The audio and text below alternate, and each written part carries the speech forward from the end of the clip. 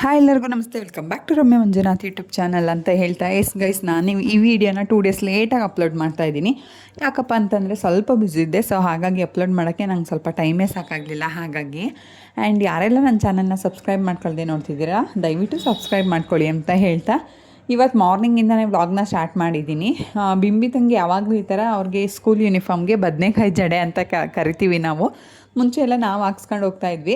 ಅಂಗಡಿಗೆ ಹೋಗಿ ಅಂದರೆ ಫುಲ್ 540 ಮೇಲೆ 3 ಜನನೂ ಓಡೋದ್ರು ಅಮೌಂಟ್ ತಗೊಂಡು. ನಾನು ಮನೆಯೆಲ್ಲ ಕ್ಲೀನ್ ಮಾಡ್ಕೊತಾ ಇದ್ದೆ, ಊರಿಗೆ ಹೋಗ್ಬಿಡ್ತೀನಲ್ಲ ಅಂತ ಅಂದ್ಬಿಟ್ಟು ಮನೆಯೆಲ್ಲ ಒರೆಸ್ಕೊಂಡೆ. ಚೈತ್ರಂಗೆ ತಿಂಡಿ ಮಾಡೋ ಕೆಲಸನ ವಹಿಸಿದ್ವಿ. ಅವರು ಅವ್ರ ಪಾಡಿಗೆ ತಿಂಡಿ ಮಾಡ್ತಾಯಿದ್ರು, ನಾನು ನನ್ನ ಪಾಡಿಗೆ ಹೊರಗಡೆ ಕೆಲಸ ಎಲ್ಲ ಮುಗಿಸ್ಕೊತಾ ಇದ್ದೆ ನೀಟಾಗಿ.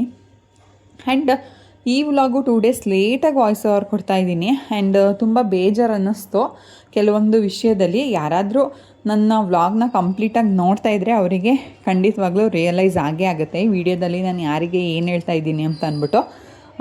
ಒಂದು ಸರಿ ಏನಾದರೂ ಬೇಕು ಅಂತ ಅಂದರೆ ಅದನ್ನು ಪಡ್ಕೊಳ್ಳೋ ತನಕ ಬಿಡಲ್ಲ. ಅದೇ ಯಾರಾದರೂ ಒಂದು ಸರಿ ಏನಾದರೂ ಬೇಡ ಅಂತ ಅಂದ್ಬಿಟ್ಟು ಮನಸ್ಸಿಗೆ ದೃಢ ನಿರ್ಧಾರ ಮಾಡಿಬಿಟ್ರೆ ಅದಾಗೆ ಒಲ್ದು ಬಂದ್ರೂ ತಗೊಳ್ಳೋ ಅಂಥ ಮನಸ್ಸು ಅವ್ರಿಗಿರಲ್ಲ. ಸೊ ಐ ಹೋಪ್ ಈ ಥಾಟ್ ಯಾರಿಗೆ ಅನ್ವಯಿಸುತ್ತೆ ಅಂತ ಅಂದ್ಬಿಟ್ಟು ನಾನು ಇದ್ರ ಬಗ್ಗೆ ಜಾಸ್ತಿ ಎಕ್ಸ್ಪ್ಲನೇಷನ್ ಕೊಡೋಕ್ಕೆ ಹೋಗಲ್ಲ. ಮಾರ್ನಿಂಗ್ ತಿಂಡಿಗೆ ನಾನು ಪುಳಿಯೋಗರೆನ ರೆಡಿ ಮಾಡಿದ್ವಿ. ಇವತ್ತು ನಾವು ಮಾಡಿದ ಅವಂತರ ನೋಡಿ, ಹೀಟ್ರ್ ಹಾಕ್ಬಿಟ್ಟು ನಮ್ಮ ಗಮನ ಎಲ್ಲ ಬೇರೆ ಬೇರೆ ಕಡೆ ಇದೆ. ನನಗೂ ಅಷ್ಟೇ ಲಗೇಜ್ ಸ್ವಲ್ಪ ಪ್ಯಾಕ್ ಮಾಡ್ಕೊಳ್ಳೋದು ಬ್ಯುಸಿನಲ್ಲಿದ್ದೆ. ನೋಡಿದ್ರೆ ಹೀಟ್ರ್ ಹಾಕಿ ಹೀಟ್ರೆಲ್ಲ ನೀರು ಫುಲ್ ಮಳ್ತಾ ಇದ್ವು. ಅನ್ಕೊಬೋದು ನೀವು ಯಾಕೆ ಅವರು ಅಡುಗೆ ಮನೆಯಲ್ಲೇ ಜಾಸ್ತಿ ವ್ಲಾಗ್ನ ಸ್ಟಾರ್ಟ್ ಮಾಡ್ತಾರೆ ಅಂತ. ನಮ್ಗೆ ಜಾಸ್ತಿ ಅಡುಗೆ ಮನೆಯಲ್ಲೇ ಕೆಲಸ ಇರೋದ್ರಿಂದ ವ್ಲಾಗ್ನ ಇಲ್ಲಿಂದನೇ ಸ್ಟಾರ್ಟ್ ಮಾಡಿಬಿಡ್ತೀನಿ. ಇವತ್ತು ನಾನು ಹೊರಗಡೆ ಹೋಗ್ತಾ ಇದ್ದೀನಿ, ಸೊ ಹಾಗಾಗಿ ಡ್ಯೂಟಿಗೂ ಕೂಡ ರಜೆ ಹಾಕಿದ್ದೀನಿ.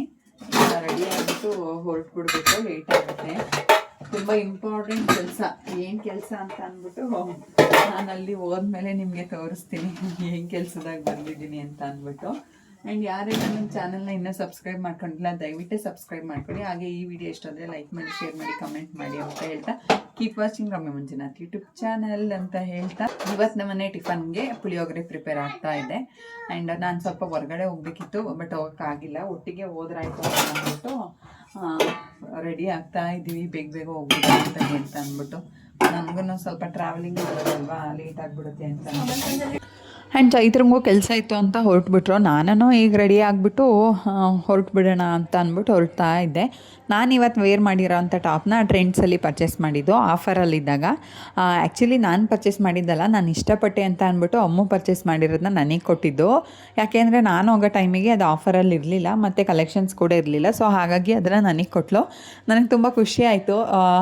ಈ ಟಾಪ್ ಅಂತ ಅಲ್ಲ, ಯಾವುದೇ ಒಂದು ವಿಷಯದಲ್ಲೂ ಕೆಲವೊಂದು ಸರಿ ಫ್ರೆಂಡ್ಶಿಪ್ಪಲ್ಲಿ ಸ್ಯಾಕ್ರಿಫೈಸ್ ಇರುತ್ತಲ್ಲ, ಅದು ನಿಜವಾಗ್ಲೂ ಖುಷಿ ಕೊಡುತ್ತೆ ಅಂತಲೇ ಹೇಳ್ಬೋದು. ಆ್ಯಂಡ್ ಕಾರಲ್ಲೇ ಡ್ರಾಪ್ ಕೊಡ್ತಾ ಇದ್ದ ನನ್ನ ತಮ್ಮ.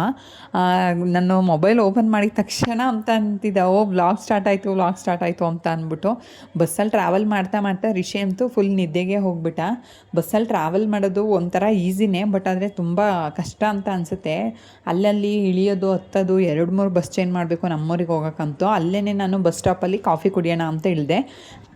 ಮಂಜು ಬರೋದು ಇನ್ನೂ ತುಂಬ ಲೇಟ್ ಅಂತ ಅಂದರು. ಸೊ ನಾನು ಇಲ್ಲೇ ವೆಯ್ಟ್ ಮಾಡಿ ಸುಮ್ಮನೆ ಟೈಮ್ ವೇಸ್ಟ್ ಮಾಡೋದ್ರ ಬದಲು ಮನೆಗೆ ಹೋಗ್ಬಿಟ್ಟು ರೆಸ್ಟ್ ಮಾಡೋಣ ಅಂತ ಹೋದೆ. ಮನೇಲಿ ಯಾರೂ ಇರಲಿಲ್ಲ, ಹಾಸ್ಪಿಟಲ್ಗೆ ಹೋಗಿದ್ರು ಅಂತ ಅನಿಸುತ್ತೆ. ಸೊ ನಾನೇ ಹೋದೆ. ನಮ್ಮನೆ ಯಾವಾಗಲೂ ಕೀನ ಒಂದು ಸೀಕ್ರೆಟ್ ಪ್ಲೇಸಲ್ಲಿ ಇಟ್ಟಿರ್ತೀವಿ, ಅಲ್ಲೇ ಕೀ ತೊಗೊಂಡು ಲಾಕ್ ಓಪನ್ ಮಾಡಿದೆ. ಮಳೆ ಇರೋದ್ರಿಂದ ಸ್ವಲ್ಪ ಹಳ ಎಲ್ಲ ಬಂದ್ಬಿಟ್ಟಿದೆ ತುಂಬ.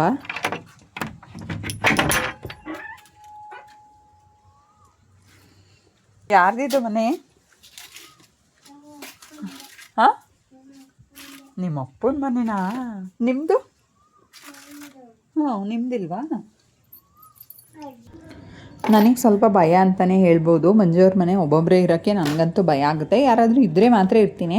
ಹಾಗೆ ಮುಂದ್ಗಡೆ ಹೋಗಿ ಲಾಕ್ ಓಪನ್ ಮಾಡಿದೆ. ಹಿಂದ್ಗಡೆಯಿಂದ ಏನಾದರೂ ಬಂದುಬಿಟ್ರೆ ಅಂತ ಅಂದ್ಬಿಟ್ಟು ಆ ಭಯದಲ್ಲೇ ಹೋಗ್ಬಿಟ್ಟು ಲಾಕ್ ಮಾಡಿಬಿಟ್ಟೆ ಹಿಂದೆ ಬಾಗಿಲನ್ನ. ಡಬಲ್ ಡೋರ್ ಇರೋದ್ರಿಂದ ಎರಡೂ ಓಪನ್ ಮಾಡಿ ಇಟ್ಟಿರಲ್ಲ ನಾನು. ಅನ್ನಕ್ಕೆ ಇಟ್ಬಿಟ್ಟು ಏನಿದೆ ಸಾಂಬಾರು ಅಂತ ನೋಡಿದೆ. ಕೈಮಾ ಸಾಂಬಾರು ಮಾಡಿದರು, ಅವ್ರು ಮಾಡ್ಕೊಂಡಿದ್ರು ಅನಿಸುತ್ತೆ. ಬಟ್ ನಾನು ಹೋದಾಗ ಅದು ಅನ್ಎಕ್ಸ್ಪೆಕ್ಟೆಡಾಗಿ ನನಗೂ ಸಿಕ್ತು. ಮಾರ್ನಿಂಗ್ ಟೈಮ್ ಮಾಡ್ಕೊಂಡಿದ್ರು ಅಂತ ಅನಿಸುತ್ತೆ, ಯಾರೂ ಇರಲಿಲ್ಲ. ಸೊ ಊಟ ಮಾಡಿ ಹೋಗಿದ್ರು. ನಂಗೆ ಸ್ವಲ್ಪ ಸಿಕ್ತು ಅಂತಲೇ ಹೇಳ್ಬೋದು.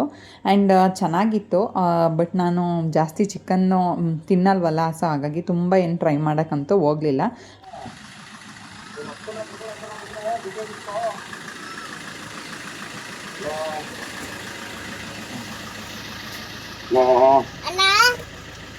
ನಿಮ್ಮ ಅಪ್ಪನ್ನ ಬಿಡ್ಬೇಡ ಮಗನೇ, ಬಿಟ್ಟೋಗ್ಬಿಡ್ತದೆ.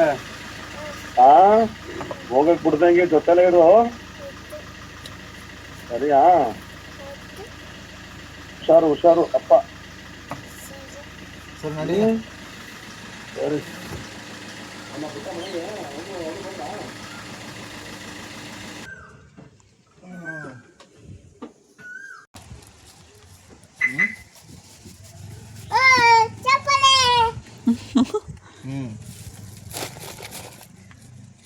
ಇದರಿಂದ ಸ್ಯಾಟ್ಲೈಟ್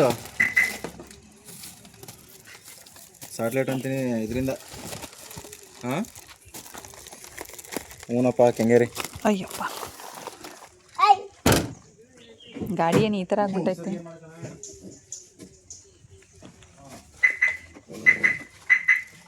ಏನು ಮಾಡೋಕ್ಕೆ? ಹಾಂ ನಡಿ ಮಗನೇ, ಈಗ ಲಾಕ್ ಮಾಡು ಕುಡಿಲಿ.